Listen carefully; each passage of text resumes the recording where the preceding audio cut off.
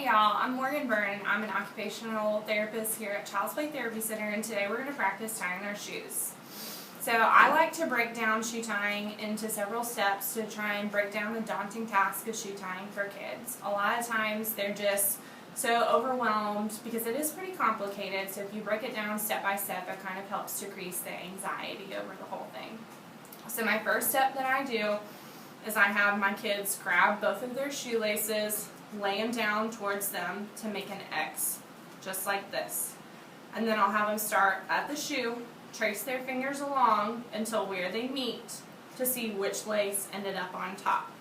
The one that's on top goes under and through the hole to pull tight, just like this. I find that using two-tone shoelaces like this kind of really helps with the visual piece of it, because you can kind of give more cues that the red shoelace was on top, so they kind of get the process a little bit more.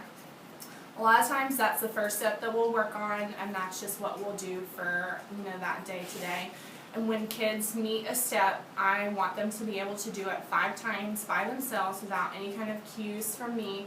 And when they do it 5 times completely independently, I call them master experts of the step to try and help boost their confidence with everything. So the next step that we work on is I have kids start with their dominant hand side, which mine's my right hand, and I'll have them trace along that shoelace to the middle point, have them pinch it with their 2 fingers, and bring it straight to the bottom where you made your knot to make a loop, just like this. This step can be pretty hard for kids, so it kind of takes a little bit longer for them to pick up, but we'll just kind of go through with repetition of a lot of it, go into the middle, pinching it, bringing it to the bottom to make a loop. This next step is a little bit difficult too, so I want them to grab their lace, bring it around, and have it point towards them, and then put it down. My kids' next inclination most times is to pick up the tail of the shoelace, what I like to call it, and push it through the hole. To discourage them from grabbing the ends of the shoelaces like this, I say that we don't grab the tails of our shoelaces just like we don't grab and pull on the tails of our dogs and our cats. So we leave the tails alone.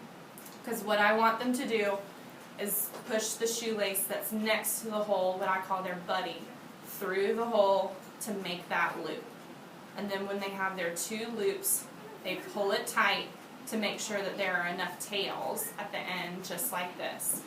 And just breaking down the whole task into several steps depending on how well you think the kid is going really kind of helps break down the daunting task of shoe tying and makes it a little less overwhelming for them. So just doing, 1 step at a time, really getting that step down before you move on to the next one is the best thing that you can kind of do to make this the less frustrating for everyone involved. So that's just how you tie your shoes.